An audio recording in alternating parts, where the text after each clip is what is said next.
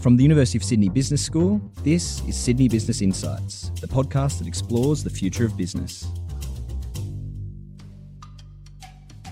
When the amazing Daniel Kahneman, the 85-year-old Nobel Prize-winning psychologist, has agreed to grant you an interview, the last thing you want is a problem with the phone connection.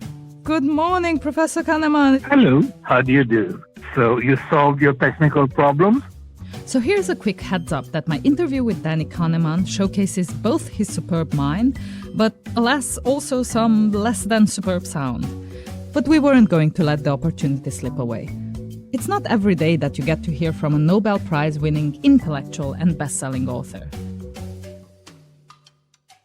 Thank you so much for talking with me today. How are you? I'm just fine. Then there was the matter of the Kahneman naming protocol. Oh, my title. I don't use my titles. But, if you want to call me Professor Daniel Kahneman, but I don't usually call myself Professor Kahneman. Would you prefer I call you something else? Everybody calls me Danny. I'm not very formal, but I'm glad to do whatever is convenient. You want me to call myself Professor Kahneman? I'll do that gladly. Just Professor of Psychology? Yeah, sure. I'm Daniel Kahneman. I'm Professor of Psychology and Public Affairs Emeritus at Princeton University. I had to start with Professor Kahneman's reaction to the surprising public enthusiasm for his best-selling book, Thinking Fast and Slow. I say surprising because this is a profoundly intellectual book. It is, after all, Professor Kahneman's research into how the human brain thinks and makes decisions. Professor Kahneman conducted much of his research with his friend and colleague, the mathematical psychologist Amos Tversky. Tversky tragically died of cancer at just 59 years. Professor Kahneman dedicated his 2002 Nobel Prize for Economics to Tversky, humbly stating that he considered it a joint prize. Having conversations with my colleagues over the past few weeks, everybody is very excited we get to talk to you, and pretty much every single person I've talked to has read your book, Thinking Fast and Slow. It's been an international bestseller for years now. What do you think has made it such a popular success? Well, I think it appeals to something that is introspectively obvious, that everybody can recognize, those two ways in which ideas come to mind, the faster way and the slower way. And everything else is secondary, I think. People recognize themselves in that idea. But the ironic aspect of this is that the two-system idea is really not my idea. I've just made it popular, and I have given it my own twist. But I took the idea and even the terminology from other people. So how did you make it your own? Well, I spent a lot of time thinking about it. And the first 100 pages of the book, which is, I think, more than most people read, but they develop a point of view on the two systems. And I think one of the aspects of this that are the most helpful is the language of systems, which is ironic again, because in psychology, you're really not supposed to explain the mind or behavior by the behavior of little people inside your head. And yet, this is precisely what I do in Thinking Fast and Slow. I have System 1 and System 2. And I picked that improper language very deliberately because it makes it very easy for people to think in terms of agents. Thinking in terms of agents is a lot easier than thinking in terms of categories. Agents have properties, they have characters, they have propensities, and you attribute traits to them very, very easily. And that is, I think, part of the success of the book. At the time you started researching this and you started writing about this, there were different prevailing views of what human nature is and what thinking is like. In economics, for instance, there was a very different view of how we are as people and how we think. Yes, there was very little by way of a field of study of thinking under uncertainty. There were really maybe half a dozen psychological papers. There was a fairly rich economic literature and the literature on the foundations of statistics, which is really about the logic of thinking under uncertainty and the logic of decision-making under uncertainty. And then there was that bridging move that economists adopted, which was to take the logical theory and use it as a descriptive theory of how people actually behave. And that was a very good thing to have around because we could use it as a target. I mean, it's obviously a theory that people are completely rational and completely logical and follow the axioms of utility theory and the axioms of probability theory. And that story is so obviously false that it's quite easy to find flaws in it or to prove it wrong in amusing ways. So how did you come to that realization? Because, we're in a business school here and everybody talks about making data-driven decision. And you always say that no one's ever made a decision because of a number. They needed a story. There are so many ways in which human decision-making is wrong. How did you come to that realization? Most of the research that Amos Tversky and I did actually happened when there were just the two of us walking around or talking to each other, because we would set problems to each other and to ourselves. And what was amusing to us was to set problems where we had a clear intuition, and we also knew that that intuition was wrong because we knew the normatively appropriate theory. So that was how we came to the realization that people are imperfect. It's because our own intuitions were imperfect. I was first acquainted with that very early in my life when I was in my early 20s and serving in the Israeli army as a psychologist. And I encountered there incorrect intuitions, both in my own thinking and in the thinking of other people. So I can give you an example of, I was interviewing candidates for officers' school, and I noticed that sometimes when interviewing someone, I had a distinct impression that I knew them, that I had sort of an insight into their true nature. But then I also knew enough from the statistics and our inability to predict any criterion that my impressions of knowing the person, that was an illusion. I was just generating it myself. So I coined the phrase, the illusion of validity, actually when I was 22 years old and serving in the Israeli army. It became a technical term some 15 or 20 years later, but that's where my interest in this began. So how does the illusion of validity come about? The illusion of validity comes about basically when you have a clear interpretation of the situation, which is internally coherent, and you do not really see any alternative ways of understanding the situation. So we tend to be very confident when no alternatives to our interpretations come to mind. And this really happens a lot because part of perception and part of impression formation is that once you begin to form an impression, it tends to suppress alternative interpretations of the same evidence. So we are designed to come up with a single interpretation. This is really the case in vision. And much of our thinking about intuition came from our thinking about vision. And in vision, you see things one way or another way. You don't see things two ways at the same time, or very rarely. How can we overcome this? Well, by slowing down. And you can't overcome it in general. I mean, we think the way we think, and we can't slow ourselves down all the time. When the stakes are high, and in the context of a decision with consequences, and typically in the context of decisions on the job and decisions that are made with a group, we call them singular decisions, the important decisions. Then you can do a little better. Then you can make yourself slow down. Then you can critique your own thinking. Then you can arrange for different parts of the committee to play different roles. There are several techniques for overcoming intuition. And as I now think about it, for delaying intuition until all the facts are in. Do you think there's a good role for intuition to play in high-stakes environment? You spoke about working in the Israeli army. I think it's essential for people to be confident in their decisions, especially when they get to the phase of implementation. So when you're deciding, you can be in doubt, but at a certain point you decide and then you have to march on. And at that point, there is really not much alternative for intuition to get a sense of certainty under complex situations. But it's also very important not to reach it prematurely, because many of our intuitions come too early and many of our intuitions are wrong.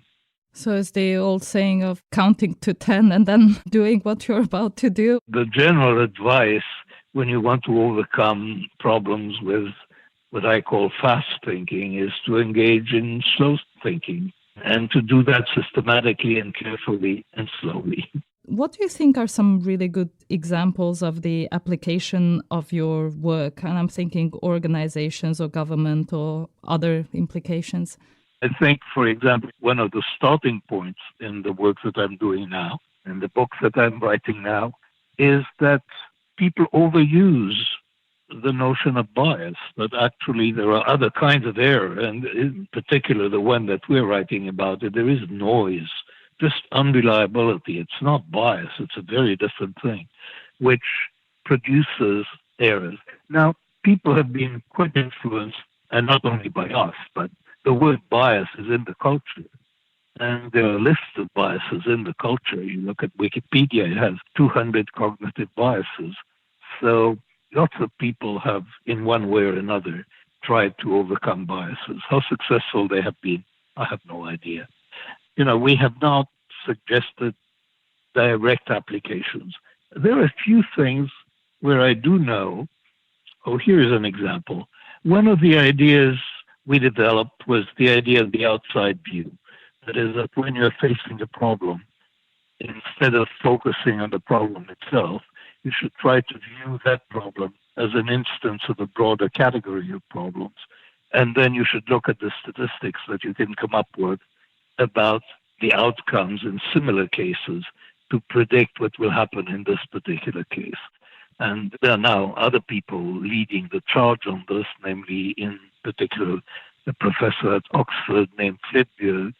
But I think there is a requirement or a recommendation in the American Planning Association to use the outside view whenever a forecasting exercise is required. You talked a bit about noise, and I understand you're writing in that space. Can you talk to me a little bit about the importance of noise and what we mean by it and where does it occur? Well, when you look at the judgments that people make, and they start in organizations. So if you look at underwriters looking at the same risk, and now normally the organization has a lot of underwriters, and there are many people who can be called on to deal with any particular case that comes by. And typically one underwriter will take care of it. Now, what we found in doing research on this is that this is a major lottery. That is, who the underwriter is that will take the case can make a very large difference to, in effect, the organization will decide, because these underwriters have the authority to speak for the organization. And we know that they vary a lot. And that variation is what we call system noise. And there is noise in the judicial system.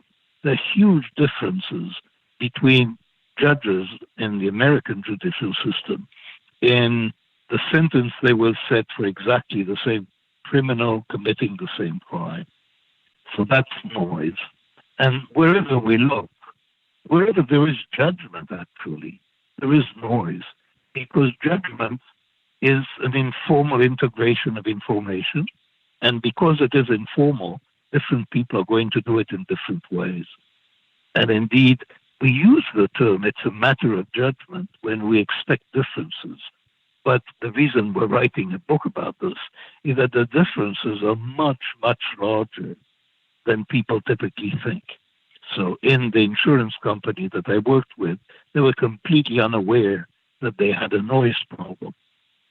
But in fact, they had a major noise problem. And the same is true in many other organizations. So that's noise. It's just the unreliability of different agents for the organization producing different responses or being likely to produce different responses to the same problem. There's also noise in individual decisions, in singular decisions, in the sense that there are many ways in which a decision or a judgment that looks inevitable to the person making it could in fact have been made quite differently.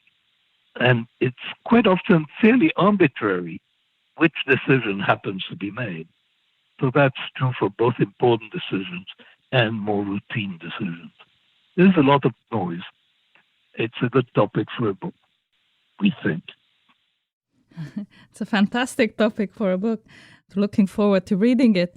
So are there ways in which we can mitigate the effects of noise? I'm guessing we can't eliminate it from our lives, but there might be ways in which we can at least be aware of it. Yes, the best way to eliminate noise is to eliminate judgment. So by using algorithms instead of judgment. And the algorithms have been successful for a long time, and very simple algorithm. I'm not even talking of AI, where you have nonlinear systems that perform very well. But simple linear combinations of variables do better than people in most judgments. There have been hundreds of studies comparing judgments to simple rules for combining information. And the simple rules beat people about 50% of the time, and the remaining 50% tends to be a tie. So, no question, the best way of getting rid of errors of judgment is to get rid of judgment if you can. Now, if you must use judgment, then you must structure it. Break up the problem, stay very fact-based in assessing what we call mediating assessment. Break up the problem into facets. Actually, this goes back to my work in the Israeli army 63 years ago. I set up an interviewing system in the Israeli army, which I think might very well still be in use. Anyway, 5 or 10 years ago, it was still in use, pretty much unchanged from the way I'd set it up. And it was an interviewing method.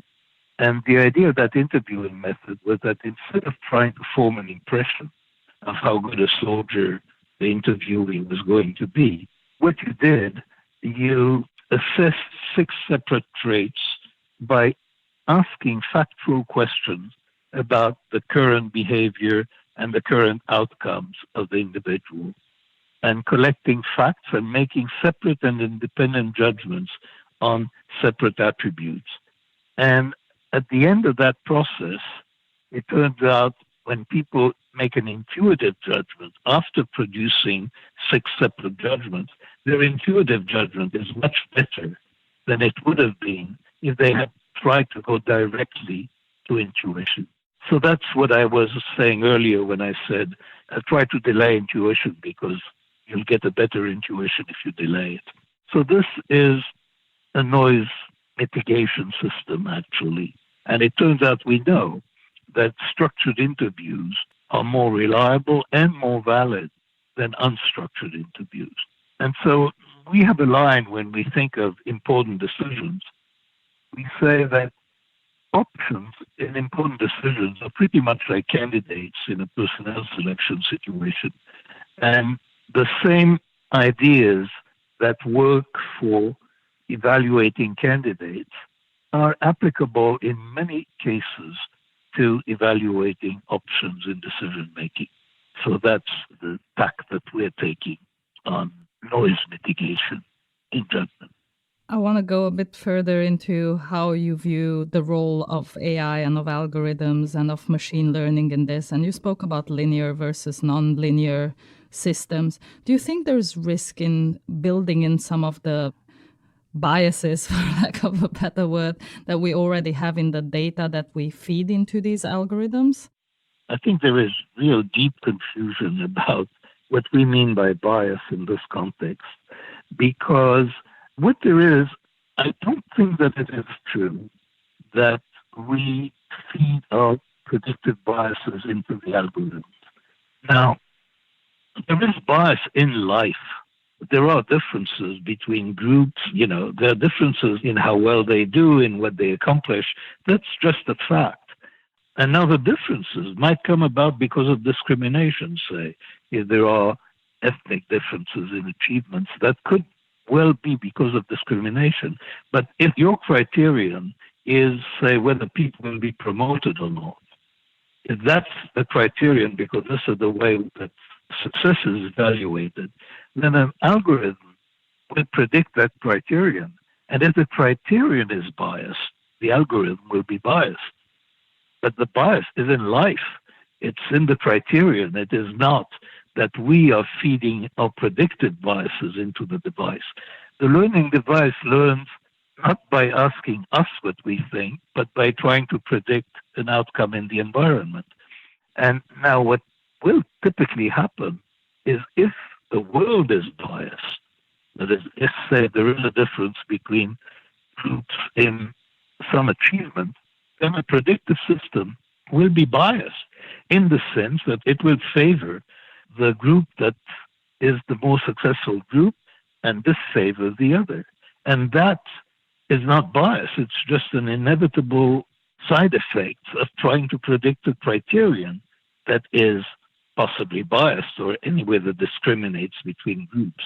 So I think algorithms are getting a bad rap, is my impression. I would agree with you that they are. For instance, you talked about judges making decisions and so on. We know, for instance, some of that data comes from over-policing certain areas. So, of course, you will have higher incidence of crime in areas that you over-police rather than other areas. And it's quite difficult to figure out just how much of that is already built into the ways we see the world. This is a particularly interesting case because it's true that if you're measuring arrests, then there will be more arrests in areas that are over-policed. But then if you ask, why are they over-policed, then it might be that there was more crime there. So there is something that could be self-reinforcing. And if you're measuring by arrests, then clearly you are using not only the problem, but the solution to the problem as part of the criterion, and that can be problematic. But it's a good example, actually, where some bias, I don't know if it's a bias, where imagine the following, that an appropriate response to high crime is to over-police, that is, to disproportionately police.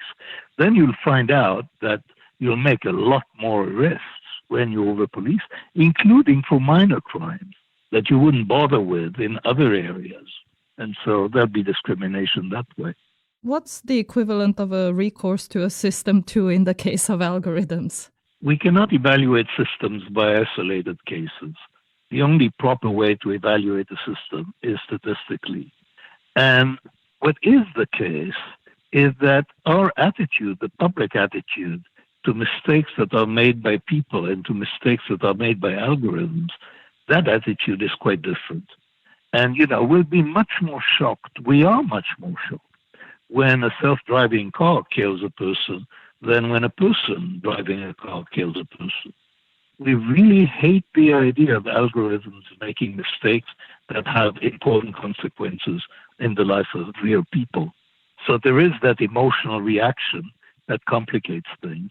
Where do you see most promise for AI in the future, or for machine learning, or for algorithms? What areas do you see most promise in? Well, it's developing at such a speed that it's fairly clear that where prediction is involved and there is a good criterion to predict and there is a mass of data, then machine learning is it.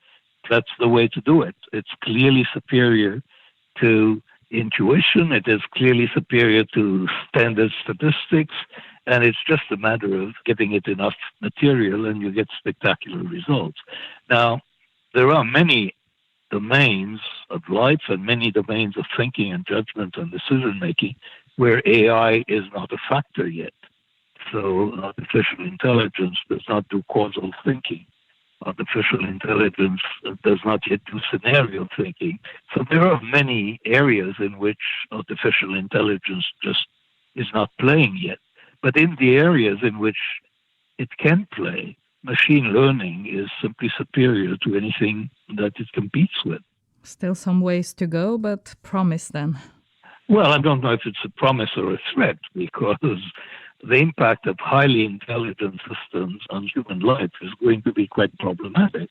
The thing that I find fascinating is the replacement of professional judgment by algorithms. This is happening in medicine. It's going to happen in the law. I mean, it's clear that the medical assistant is going to be a better diagnostician than the physician that it's assisting. That's not going to take much time. This is already beginning to happen. And it's going to be the same in many other areas. And I even have the fantasy of it being the case that machine learning might have better business intuitions than people, so that decision-making at the high level, deciding whether or not to merge or whether or not to acquire a company, those fateful decisions that sometimes are taken. I wouldn't be surprised if within 2 decades or so, there will be programs that do it better than most CEOs. Do you see any risk in that? The main risk I see that CEOs will resist the implementation of these programs. This is really in part what happened, I think, to decision theory 50 years ago, formal decision theory.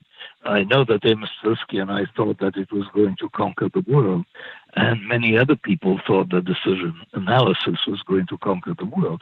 In fact, there's very little decision analysis being practiced today, and I think the reason is that leaders hated to be second-guessed by decision analysts. You just don't want the problems that you solve by the magic of your intuition and experience to be solved by a technician applying a rule or applying an algorithm. That's going to create interesting problems. But then what becomes of the role of the leader or the CEO? You talked a bit in the beginning about how we need to tell stories and people believe and follow stories or follow narratives. These decisions will be made solely based on data and there will be a number at the end of it. You know, it's that way because it's 7. What happens then to the role of leaders or what becomes of them? That's what I see as the threat. I won't venture to predict anything about social responses and how things will play out. We know that this type of forecasting is effectively impossible. Technical forecasting is possible, so that we have a pretty good idea by now the range of problems to which machine learning is applicable. And so we can predict that wherever it's applicable and wherever there are enough data, that will happen.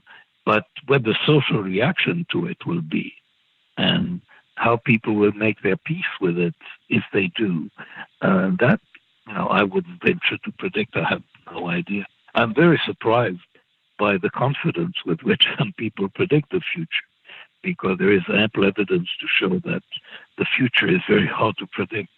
Do you think we have any good tools for thinking about the future? What do you use as tools to think about the future? I use modesty.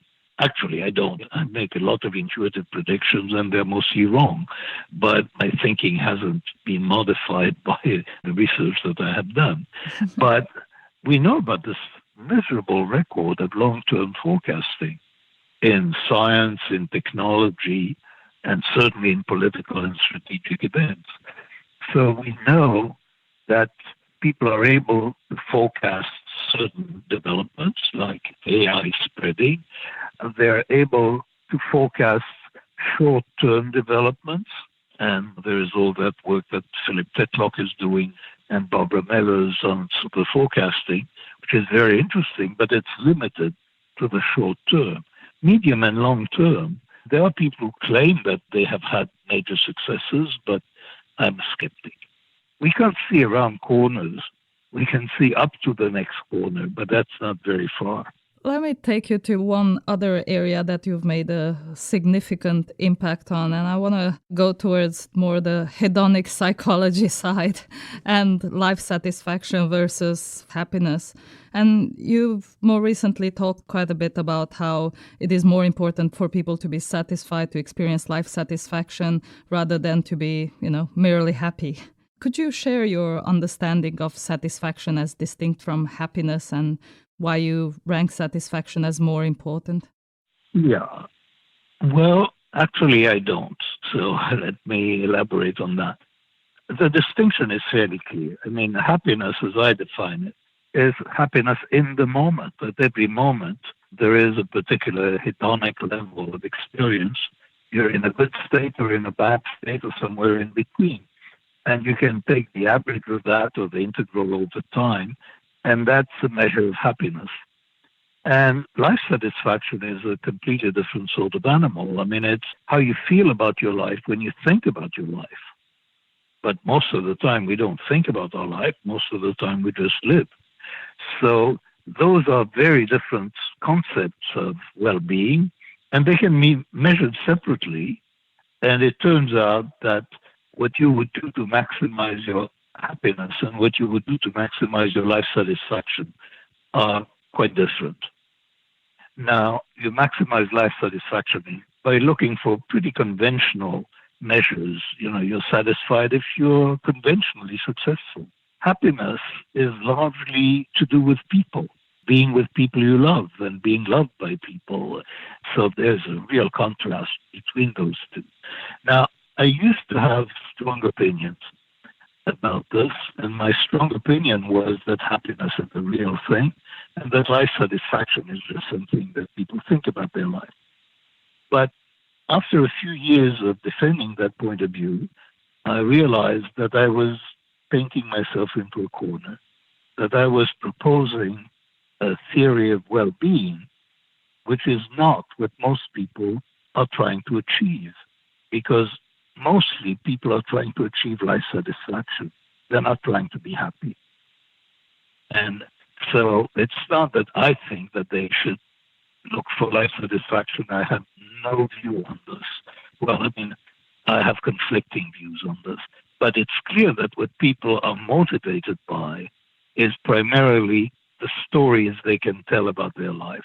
And that's more like life satisfaction. So that's what I have been saying recently on this is that I think that the focus on achieving happiness is exaggerated, and that the proper focus of society should be reducing misery, and that what you would do as a society to maximize happiness and to reduce misery is really not the same thing, and that I believe one is more important than the other, but I'm not having much influence. What do you think is the most important thing we could do to reduce misery, either from a public policy point of view or an individual point of view? Well, thinking in terms of public policy, you want to know where there is suffering and you want to alleviate it. Now, probably most of the suffering at any one time is being done by a few people. I mean, we had an estimate that about 10% of people do about 90% of the suffering. I can elaborate if you're curious, so you made that strange claim.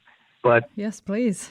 Well, you can look at any one time and you have the reports of how happy people were, say, at 1 o'clock. And you're looking at 1,000 people. And then you look at 2 o'clock and at 3 o'clock and so on. And you can count whether there is suffering or there is no suffering. And then it turns out that of the total amount of people who would check that they suffer over time, that 90% of those checks would be done by about 10% of people. So suffering is really very unevenly distributed in society. And so there are some categories of suffering that are inevitable, like people grieving for a true disaster that's happened. But a lot of suffering is mental illness. So if you want to reduce suffering, a major focus should be mental illness. Here I'm less sure of myself, but there have been claims that loneliness is a big problem for some categories of people, especially widowers, I think. And then that would be a problem that you would want to address. Well, in the US, it's been declared an epidemic by the Surgeon General, bigger than the obesity epidemic. Yeah. And there is suffering that is caused by social problems. And there is a lot of suffering that is caused by poverty. So I would say that the data that we have indicate that in terms of emotional happiness, getting richer or getting higher income doesn't really add a lot to your emotional happiness. But what is true is that if you are poor, you're suffering. you're suffering, you're miserable, emotionally as well as having poor life satisfaction. So thinking about poverty and about the safety net, those would be implications of a focus on misery reduction. How can we find better ways of talking about misery? We tend to talk about happiness and happiness research rather than misery, just like we talk about equality and empowerment rather than inequality research. Yet in health, we manage to talk about obesity and heart disease, not about centers for fit, healthy people. Yeah, there is a bias in the language. We talk of length and not of shortness. We talk of depth and not of shallowness. So there is that bias in the language with one of the directions in those dimensions. And happiness is the marked one, and unhappiness is the lack of happiness. So I think that's a genuine obstacle. But if people train their mind on measuring misery, they will develop tools that are not the same tools that are used to measure life satisfaction. And if that's your focus, then the first requirement is to measure it. And anything that you don't measure is not going to have enough impact on policy. But things that you measure have a good chance of affecting policy. What have you been lucky with? Professionally, I've been most lucky, but working with Amos Tversky was clearly the turning point in my life, and it made me what I am professionally. And that was really luck. The luck was that we got along very well and we enjoyed each other's company. And we happened to complement each other so that we found each other at the right time in our careers. And we spent 10 or 12 years, working as one, I would say, superior mind, as a very, very good mind indeed, when the two of us were working together. That's luck. Now, we did something with it. But even where we did, there were elements of luck. Many of the things that we did that were the most successful, they were not planned. They happened, and they happened because of a series of accidents. Danny, one last difficult question is, how do you think about failure in life? Are there any good tools to think about failure? I'm in a business school, and it seems all we talk about is success and how to be more successful or how to build on success, how to achieve it, but we really seldom talk about failure. Does your research, your body of work, and your life experience have lessons about failure? Actually, the work I've done all my life has been about errors, not about success. So I'm a specialist in sort of short-term, in small failures. This is really my specialty. Now, big failures, painful failures, it's interesting. I haven't thought about that in the same way that I've thought about success being lucky. I mean, clearly there's a lot of bad luck that causes failures. But there is also a lot of stupidity that causes failures and a lot of bad character that causes failures. So it should be, I suppose, the mirror image of success. That is, there are many opportunities to go wrong. And if you use too many of those opportunities, you're not going to be very successful. And, that's the luck. That's the interaction between luck and character. You surprised me, actually, by your question, because some of my friends, notably Gary Klein, who is a psychologist and who believes in experts and believes in intuition, and he really doesn't like the way I think, except that we're friends. Now, he would accuse me of being very negative, of being focused on failure avoidance. And there are quite a few people writing about business. Gary is one of them. I think Phil Rosenzweig is another, who object to the line of work that I've been associated with because of its exaggerated focus on failure avoidance rather than on seeking success. So I'm not sure I recognize the situation that you're describing. Clearly, we talk a lot more about success because people want to be successful and they believe that they can be told how to do it, which is an illusion. You mentioned that you've had little failures along the way, and I'm guessing this is experiments. No, I mentioned that I had disasters. That was mostly, in my personal life. But I don't think I mentioned many failures. But failures are routine in academic work and in thinking work. I'm not sure whether I'm in a minority. I think I am. But I actually enjoy changing my mind, for example. And the occasion for changing your mind is always when you find that you've been wrong. And for me, this is a real joy, finding that I've been wrong, because that discovery means that I've learned something.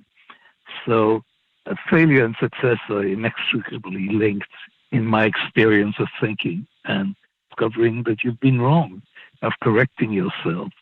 And it's those failures, those challenges that make the kind of work I do exciting. I do want to thank you for really your generosity with your time today and the insights that you've brought to so many people. You've really made a difference. Well, thank you. That's very kind, and I enjoyed our conversation. Links to the books, articles, and talks mentioned in this podcast are available in the show notes. This podcast was recorded and edited by Megan Wedge and researched and produced by Jacqueline Hall. You've been listening to Sydney Business Insights, the University of Sydney Business School podcast about the future of business. You can subscribe to our podcast on iTunes, Stitcher, Libsyn, Spotify, SoundCloud, or wherever you get your podcasts. And you can visit us at sbi.sydney.edu.au and hear our entire podcast archive, read articles, and watch video content that explore the future of business.